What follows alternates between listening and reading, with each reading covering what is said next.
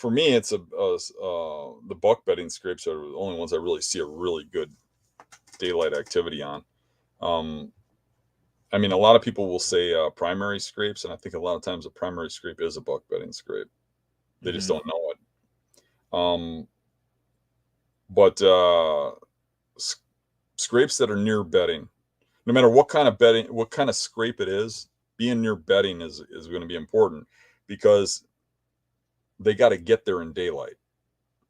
Even when deer are moving in the middle of the day, there's very few days a mature buck, when you get 6, 7, is moving a long distance in daylight.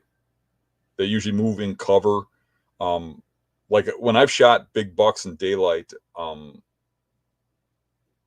during rut cruising kind of thing, it's usually cruising a very short distance between two doe bedding areas that are on a ridge, like right next to each other.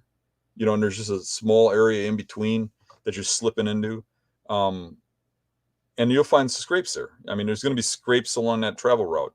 But when you find scrape lines that are out in fields, in woods, um, over long distance, you might kill deer there, but I doubt you're going to kill real big bucks on those in daylight.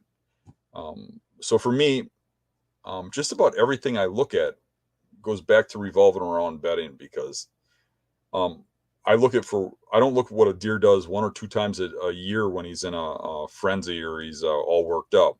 I look for what they do all the time. What is the trend for most of the time you'll kill a deer doing this? And that's, you got to get close to bedding in order to have that daylight movement window to get into that distance where they'll move in daylight. If you want to watch another video, click right here.